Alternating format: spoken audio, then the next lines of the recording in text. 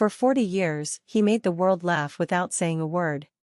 Rowan Atkinson, the man behind the world's most famous man-child, has carried a secret that explains everything: why he rarely speaks in interviews, why the character is silent, and why, at 70, he finally admits what fans have always sensed.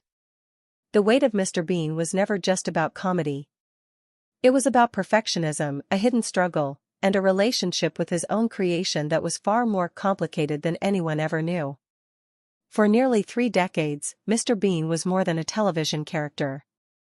He was a global phenomenon.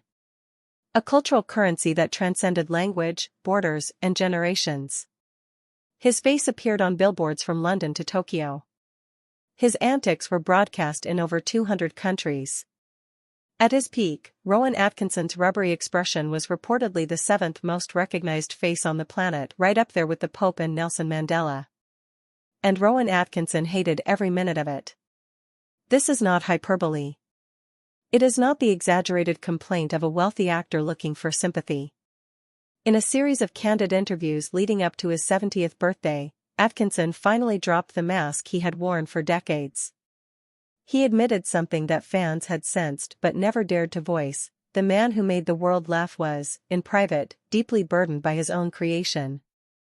"I don't find him funny," Atkinson said flatly in a 2025 interview with The Times. "I find him stressful and exhausting."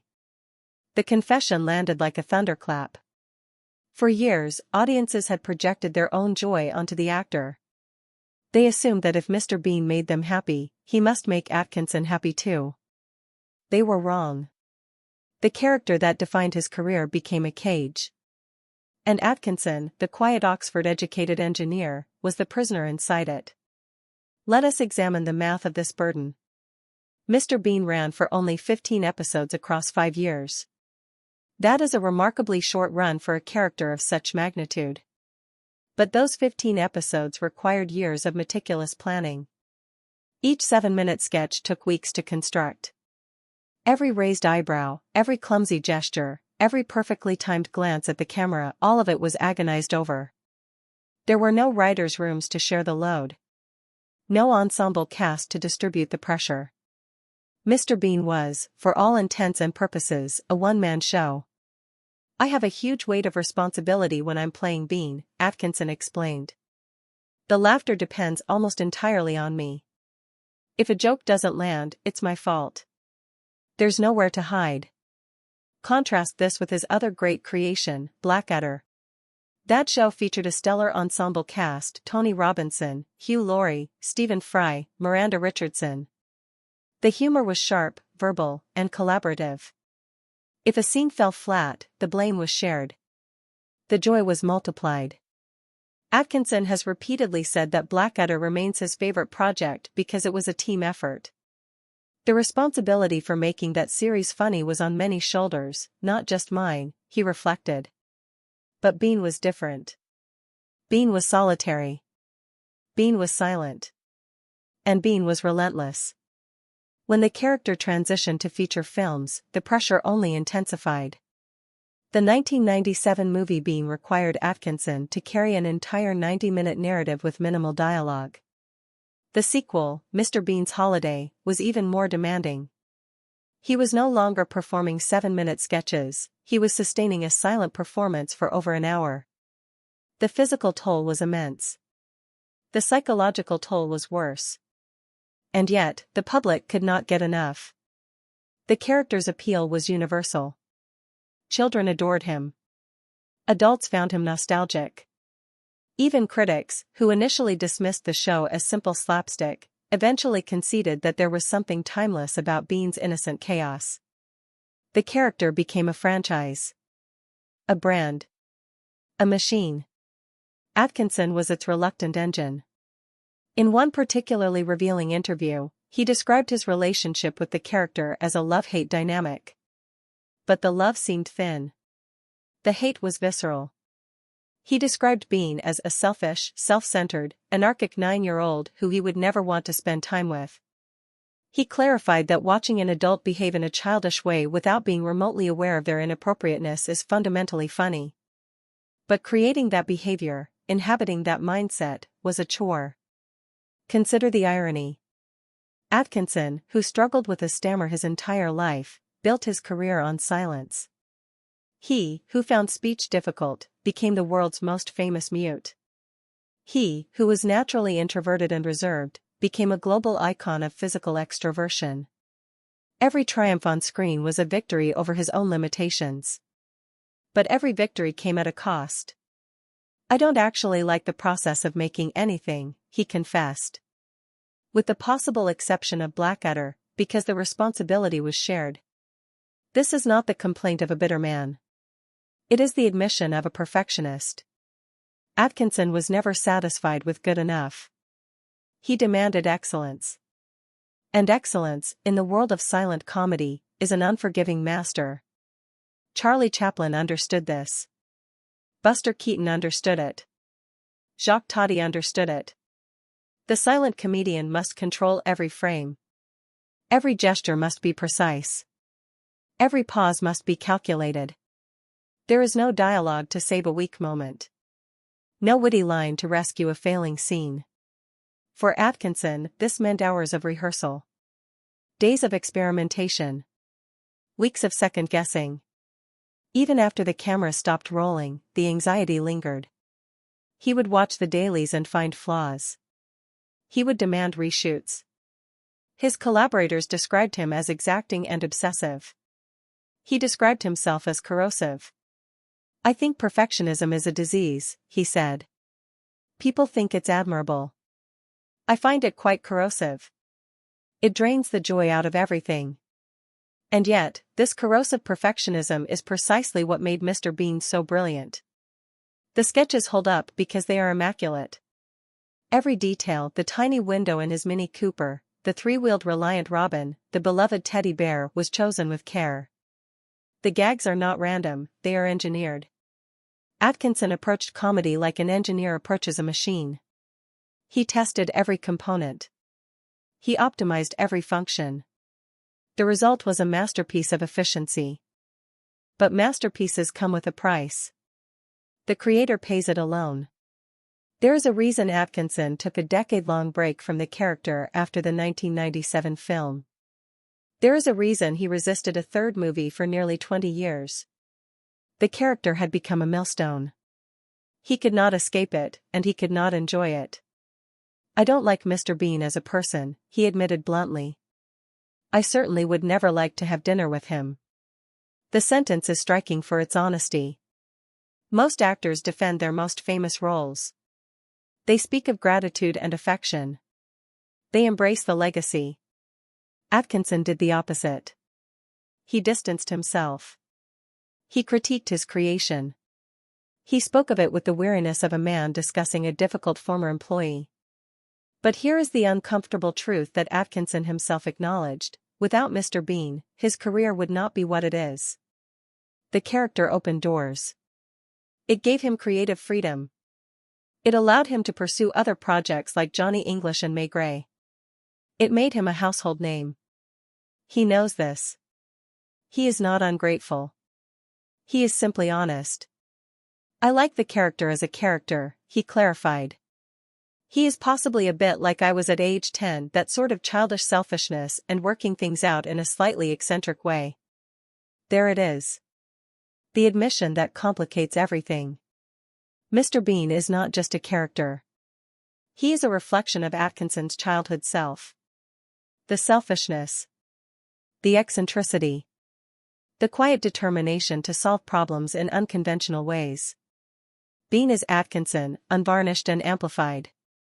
And Atkinson, the adult, the perfectionist, the stammerer, cannot reconcile with that version of himself. So he rejected it.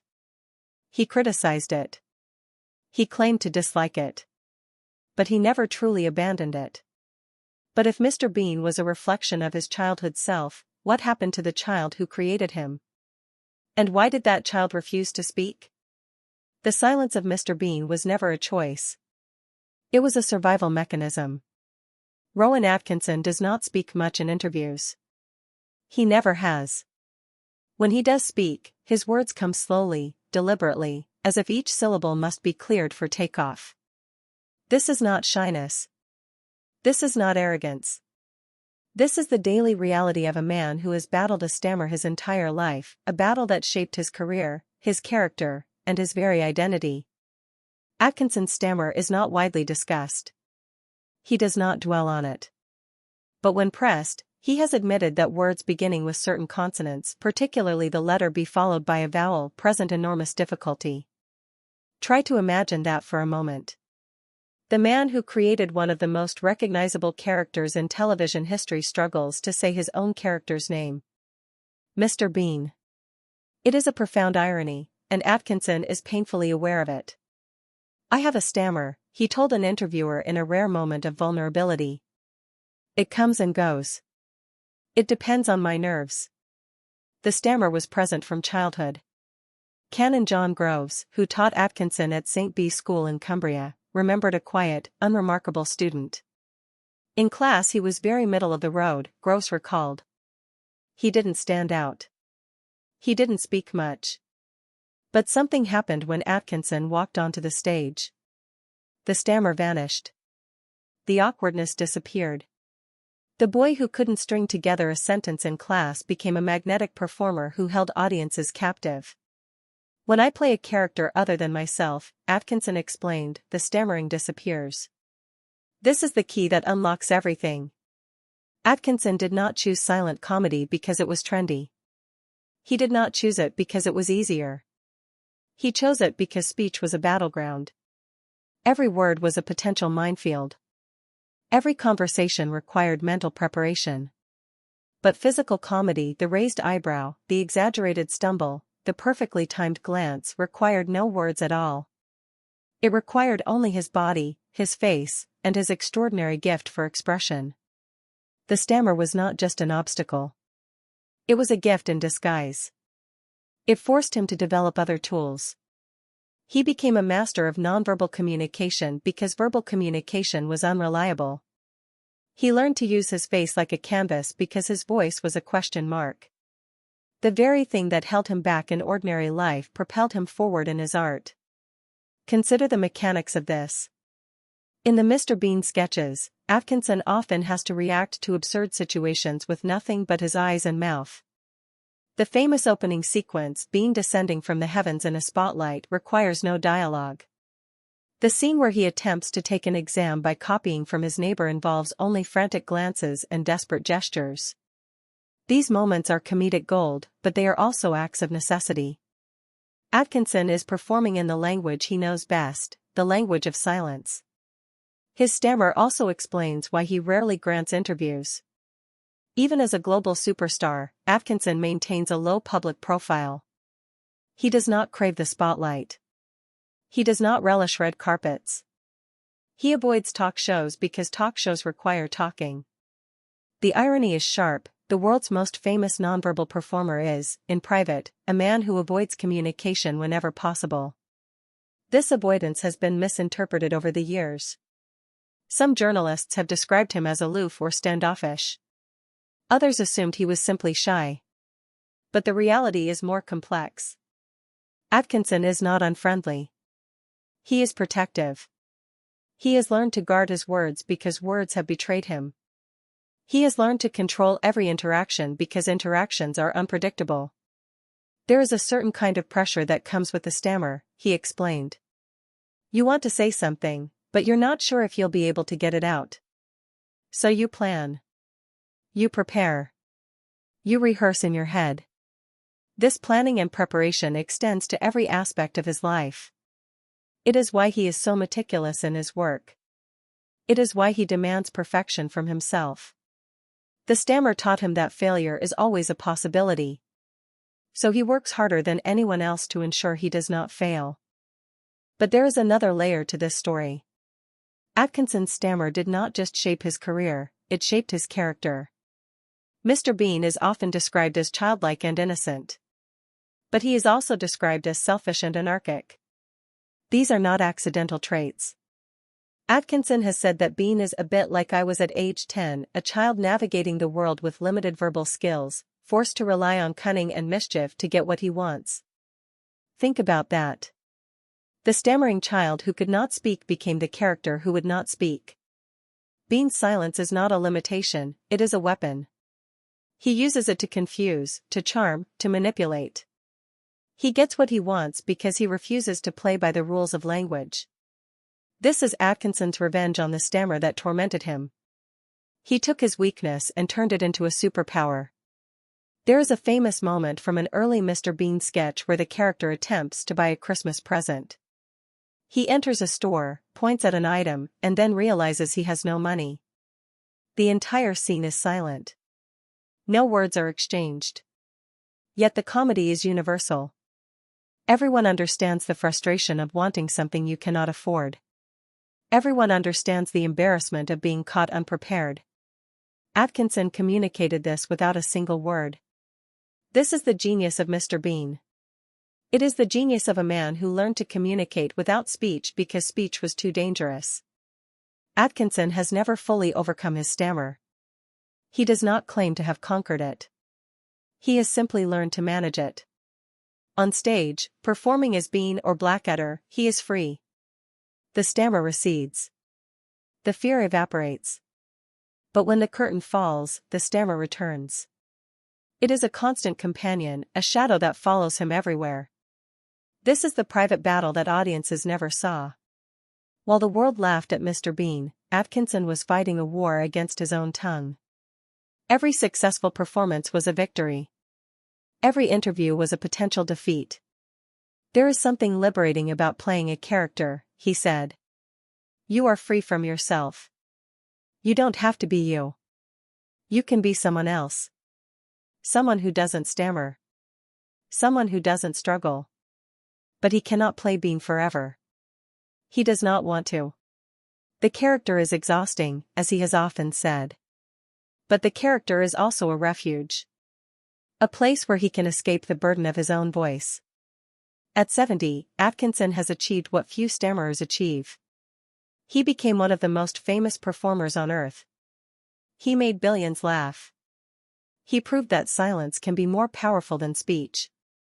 But he also revealed that the stammer never truly left him. It is still there, waiting, lurking beneath the surface of every interview, every public appearance, every conversation. When I am not performing, I am always aware of it, he said. It is part of who I am. I cannot separate myself from it. This is the truth that explains everything. Mr. Bean is not just a character. He is a coping mechanism. A survival strategy. A way for a stammering child to become a global icon without saying a word. And that is why, when Atkinson finally speaks about his creation, his voice is so measured, so deliberate, so careful. He has been speaking carefully his entire life. He will never stop. But if silence was his refuge, why did the refuge become a prison? And what happens when a perfectionist hates his own perfection? There is a quiet confession Rowan Atkinson made in 2025 that few journalists bothered to unpack. He called perfectionism a disease. Not a virtue. Not a strength. A disease. And he was not speaking abstractly. He was diagnosing himself. I find it quite corrosive, he said. The pursuit of perfection. People think it's admirable. I think it's destructive. It drains the joy out of everything. For Atkinson, this is not a casual observation. It is a life sentence. The same relentless standards that made Mr. Bean a masterpiece also made the process of creating him unbearable. The same obsessive attention to detail that earned him critical acclaim also cost him any pleasure in the work. He could not stop striving for perfection. And he could not enjoy the result. Let us examine the math of this obsessive engineering. Mr. Bean's most famous sketches, the church service, the exam, the art gallery, are each roughly 7 minutes long. 7 minutes. That is less time than a commercial break on American television. But those 7 minutes required weeks of preparation. Atkinson would storyboard every frame. He would rehearse every gesture. He would test every pause. He would film and refilm until the timing was immaculate. His collaborator Will Davies, who worked with Atkinson on Man vs. Bee, confirmed this obsession. Rowan is very exacting, Davies told an interviewer. He knows exactly what he wants. That can lead to multiple takes. Sometimes dozens of takes. He will not move on until it feels right. But feels right is a moving target. For Atkinson, nothing ever feels right. The glass is always half empty. The performance is always slightly off. The joke could always land a fraction of a second later. The expression could always be a degree more exaggerated. There is always room for improvement. And improvement means more takes. More time. More anxiety. He has admitted to being corrosive in his own assessment of his work. I watch something back and I see all the flaws, he said. Every tiny mistake. Every moment that could have been better. I can't enjoy it. I just see the imperfections. This is the dark side of genius. The ability to create something truly exceptional is inseparable from the inability to accept it.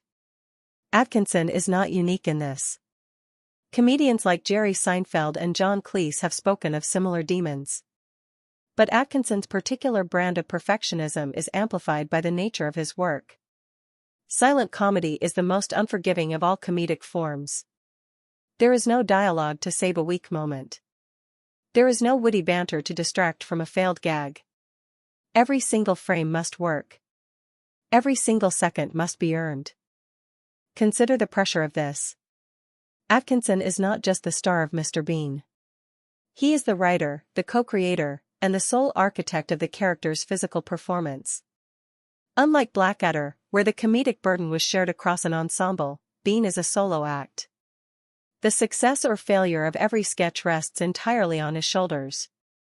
And when you are a perfectionist with no one to share the blame, the weight is crushing. I don't actually like the process of making anything, he confessed.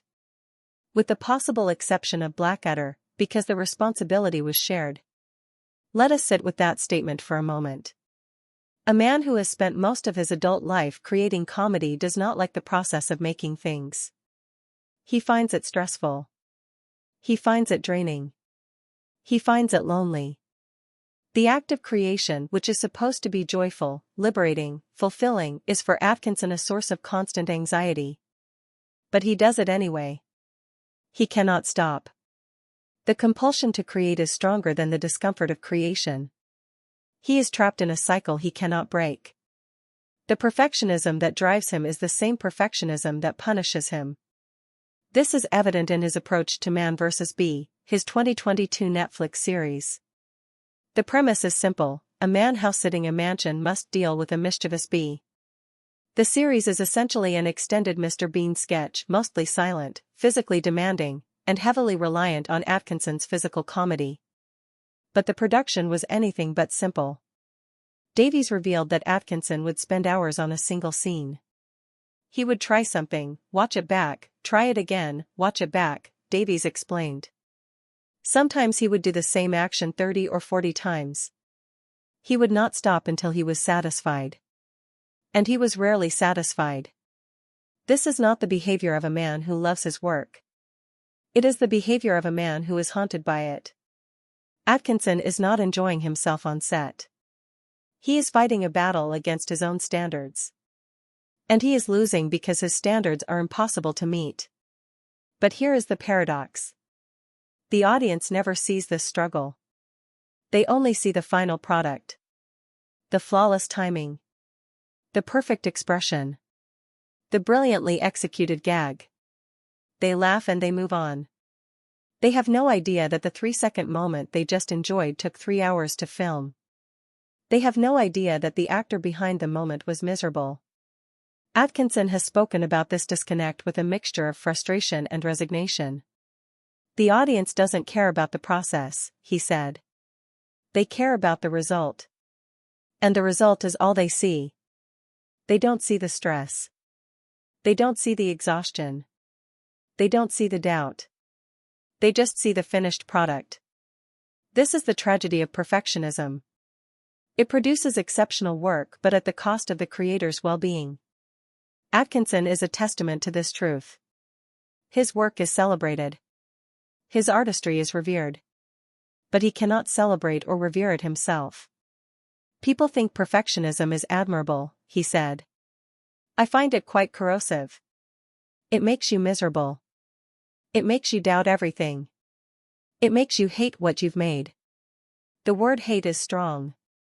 But Atkinson uses it deliberately. He has described his relationship with Mr. Bean as a love-hate dynamic. But the love seems thin. The hate is palpable. He hates the process. He hates the pressure. He hates the endless pursuit of a standard he can never achieve. And yet, he continues. The compulsion persists. The need to create, to refine, to perfect, is stronger than his desire for peace. He cannot walk away from the very thing that makes him miserable because the misery is part of the process. It is intertwined with the art. You cannot have one without the other. Atkinson found some solace in the pre-production phase. There is some enjoyment in the blue sky thinking, he admitted. Sitting with friends, thinking, would it be fun if this happened? That part is enjoyable. The dreaming. The imagining. But the execution? The shooting? That is hard. That is stressful. He describes the pre-production phase as a holiday. The actual filming is work. The physical demands of silent comedy are immense. The pratfalls, the contortions, the exaggerated expressions, all of it takes a toll on the body. And when you are a perfectionist, you do not stop at the first successful take. You keep going. You keep pushing. You keep punishing yourself. This is why Atkinson has largely abandoned live-action Mr. Bean. It is not just that he dislikes the character. It is that the process of playing him is too demanding. The perfectionism required to make the character work is simply too exhausting. At 70, he does not have the energy or the appetite for the battle. I don't want to do it anymore, he said bluntly. The character is not who I am. The process is not something I enjoy. I am done. But is he? There is a flicker of ambiguity in his recent interviews. When pressed, he admitted that a return is not an impossibility. He has spoken vaguely about a possible stadium tour version of Bean. But he seems unconvinced. The weight of the character is too heavy. The burden of perfection is too great. This is the unresolved tension at the heart of Atkinson's career. He is a man who cannot stop creating but cannot enjoy the act of creation. He is a perfectionist who despises his own perfection. He is a comedian who is not funny to himself. This is the kind of deep, psychological story you won't find anywhere else. If you want to understand the minds behind your favorite icons, make sure you're subscribed. But if perfectionism drained the joy, what was the point? What drove him to keep creating a character he could barely tolerate? The answer lies in the mirror, and it's more personal than anyone expected. There is a word Rowan Atkinson uses to describe himself that might surprise you. It is not funny. It is not successful. It is not even famous. The word he uses is corrosive. I think perfectionism is a disease, Atkinson told an interviewer, his voice flat with resignation. People think it's admirable. I find it quite corrosive. It drains the joy out of everything. This is not the confession of a man who simply likes things done well. This is the admission of someone for whom good enough does not exist. Atkinson's perfectionism is not a quirk. It is a condition. A compulsion. A relentless internal critic that follows him from set to set, from project to project, from decade to decade. To understand Atkinson's relationship with Mr. Bean, you must first understand his relationship with perfection. He is not satisfied with excellence. Excellence is the baseline. He demands flawlessness. And in the world of silent comedy, flawlessness is almost impossible to achieve. Let us examine the math of this obsession. A typical Mr. Bean sketch runs about 7 minutes. 7 minutes of screen time. But those 7 minutes represent weeks of preparation, days of filming, and hours of agonizing over every single frame. Atkinson once admitted that a single scene Bean attempting to paint a room required over 50 takes. 50 takes of the same physical comedy, the same timing, the same gestures. Because one was slightly off. Because the rhythm wasn't quite right. Because perfection was just out of reach. People think I'm meticulous, he said. I'm not meticulous. I'm obsessive. There's a difference. His collaborators confirm this. Richard Curtis, who co-wrote several Mr. Bean episodes, described the process as exhausting but necessary. Rowan would not let anything go, Curtis recalled. He would watch the playback and find something wrong. A glance that was too quick. A pause that was too long. We would reshoot until he was satisfied, which was never quite satisfied. Will Davies, who worked with Atkinson on Man vs. Bee, described the actor's approach as exacting. Rowan is very particular about every detail, Davies said. The camera angle, the lighting, the timing of the reaction. Everything has to be perfect. That can lead to multiple takes. Sometimes dozens of takes. But here is the counterintuitive truth: Atkinson's perfectionism is not born of arrogance. It is born of fear. He is afraid of failure. He is afraid of letting the audience down. He is afraid that if a joke does not land, the entire enterprise collapses. This fear has been with him since childhood. The stammer taught him that failure is always possible. Perfectionism is his defense mechanism. I worry constantly, he admitted.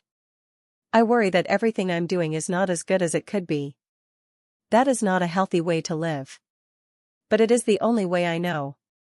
This fear explains why Atkinson took a decade-long break from Mr. Bean after the 1997 film. The pressure of sustaining that level of perfection was unbearable. He needed to escape. He needed to breathe. He needed to remind himself that there was more to life than chasing an impossible standard. But the perfectionism never went away. It simply transferred to other projects. When he played Maigret, the French detective, Atkinson obsessed over every detail of the character. He studied the books.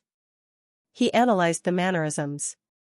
He worked with dialect coaches to perfect the accent. The result was a critically acclaimed performance. But the process was, by his own admission, grueling. The joy is not in the doing, Atkinson said. The joy is in the having done. When it's finished, when I can look back and say, that was good enough, there is a moment of relief. But the relief never lasts. Because there is always the next project. The next challenge. The next opportunity to fail. This is the paradox of perfectionism: it produces brilliant work but destroys the joy of creation. Atkinson's Mr. Bean sketches are masterpieces of comedic timing. They are studied in film schools. They are referenced by comedians around the world. But the man who created them cannot watch them without cringing. He sees the flaws. He notices the imperfections. He remembers the takes that were cut, the jokes that were abandoned, the moments that could have been better. I cannot watch myself, he confessed. It makes me uncomfortable. All I see is what I could have done differently. There is a famous story from the set of Mr. Bean's Holiday. Atkinson was filming a scene where Bean accidentally walks through a painting during a museum visit. The gag required perfect timing. Atkinson had to approach the painting, look at it, then stumble backward into it. Simple. Elegant. But it took hours to get right. The crew grew tired. The director grew impatient. Atkinson grew frustrated. Why is this so hard, he asked himself. Why can't I just do it? But he could not just do it. Because just doing it was not in his nature. He needed every detail aligned. He needed the light to hit his face at precisely the right angle. He needed his feet to land in exactly the right position. He needed the stumble to look natural but not rehearsed, funny but not forced. He makes the impossible look easy, Davies said. But the reason it looks easy is because he has worked harder than anyone else to make it look that way. This is the burden of perfectionism: it is invisible to the audience. They see the effortless grace. They do not see the years of practice. They see the flawless execution. They do not see the agonizing preparation. They laugh at the gag. They do not laugh at the sleepless nights. Atkinson has tried to escape this cycle. He has attempted to be more relaxed. He has tried to let go of control. He has even experimented with improvisation. But the urge to perfect is too strong. It is baked into his DNA. "I am what I am," he said with a shrug. "I cannot change it. I can only manage it." Managing it means choosing projects carefully. It means limiting the scope of his work. It means saying no to opportunities that would require too much of him. He turned down Hollywood blockbusters to avoid the stress. He avoided sequels to prevent burnout. He became selective about his roles, not because he was lazy, but because he knew that every role would consume him. The irony is painful. Atkinson's perfectionism is precisely what made Mr. Bean great. Without it, the character would not have become the global phenomenon it is. The sketches would not have held up over time. The timing would not have been so precise. The comedy would not have been so universal. But greatness came at a cost. And Atkinson paid it in full. Perfectionism is a double-edged sword, he reflected. It gives you the ability to produce excellent work. But it also steals your ability to enjoy it. You are always chasing something you can never catch. This is the quiet tragedy of Rowan Atkinson. He created one of the most beloved characters in television history. He made generations laugh. He achieved everything a comedian could want. But he did not enjoy the journey. He endured it. "I don't actually like the process of making anything," he said. "With the possible exception of Blackadder. That is the key exception. Blackadder was a collaboration. The responsibility was shared. The perfectionism was spread across a team. Mr. Bean was different. Mr. Bean was his burden alone. And that burden, he finally admitted, was almost too heavy to carry. But if he hated the process and disliked the character, why did Mr. Bean become so personal? And what did Atkinson mean when he said Bean was a bit like I was at age 10? There is a moment in every Mr. Bean sketch that reveals the character's true nature. It is not the physical comedy. It is not the silent confusion. It is the selfishness. Bean is not innocent. He is not naive. He is self-absorbed. He wants what he wants, and he will get it by any means necessary. He cheats on exams. He steals Christmas presents. He destroys property without remorse. He is, as Atkinson himself described, a selfish, self-centered, anarchic 9-year-old. But here is the confession that changes everything. Atkinson did not just create this character. He recognized himself in it. He is possibly a bit like I was at age 10, Atkinson admitted. That sort of childish selfishness. Working things out in a slightly eccentric way. Not understanding social conventions. Just doing what you want and not caring about the consequences. This is not a casual observation. It is a window into Atkinson's soul. The man who spent decades perfecting the character of a selfish child was, in fact, revisiting his own childhood. Mr. Bean is not just a character. He is a time capsule. A frozen moment of a young Rowan Atkinson, preserved and amplified for global consumption. Let us examine the evidence. Atkinson has described his childhood as quiet and unremarkable. He was the youngest of 3 brothers. His parents were solid, middle-class, unpretentious. He did not stand out in school. He did not excel in sports. He did not have many friends. He was, by his own admission, a bit odd. "I was a quiet child," he said. "I spent a lot of time in my own head. I was not particularly happy. I was not particularly unhappy. I was just there." But there was something else. Something he has only recently acknowledged. The stammer made him feel different. An estimated $11 million in royalties for Atkinson. Today, the character continues to earn him roughly $14 million annually as the franchise remains in constant global circulation. The animated series, now in its 6th season, has produced over 180 episodes. The YouTube channel has 35 million subscribers. The clips have been viewed more than 23 billion times. This is the legacy of silence. A character who barely speaks has generated a fortune that most actors can only dream of. Atkinson's net worth stands at an estimated $150 million. He earned $200,000 per episode during the original Mr. Bean run, a staggering figure for early 1990s British television.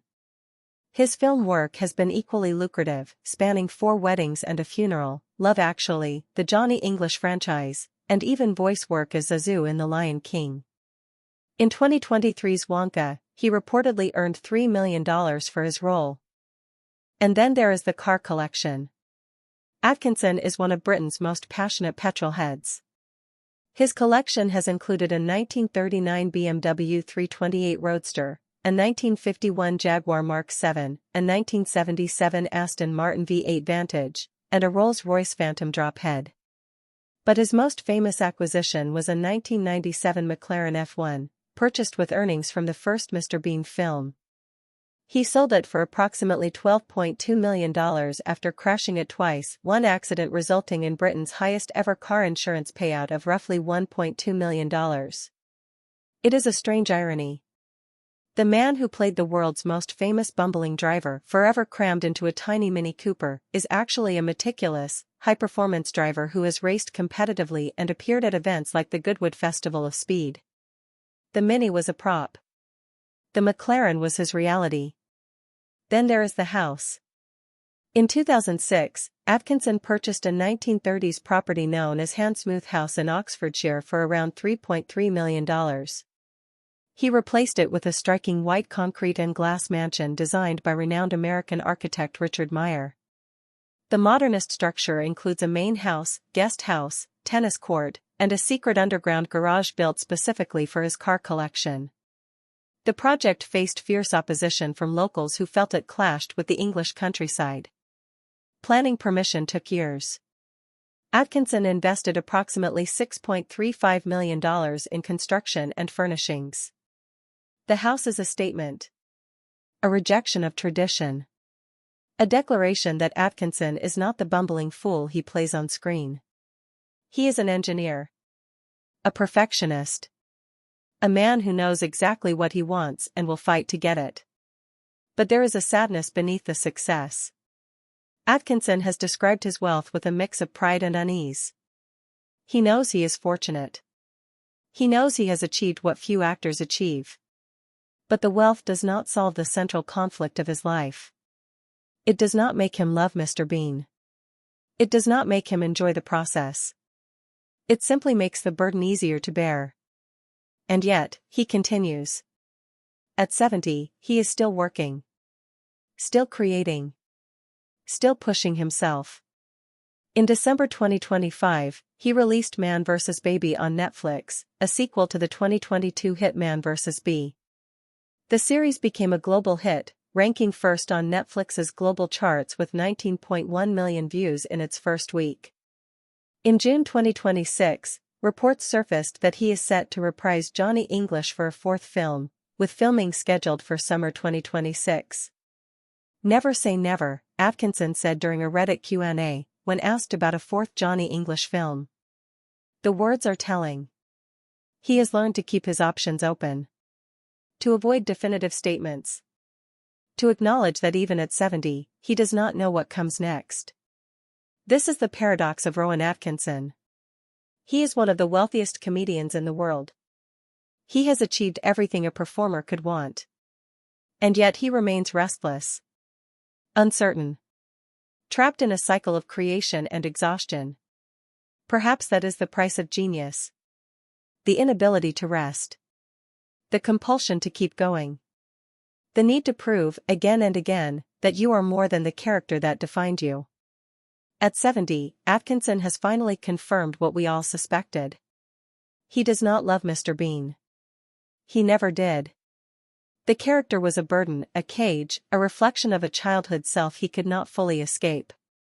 But he also cannot let him go. Because Bean is not just a character. Bean is his legacy. Bean is his fortune.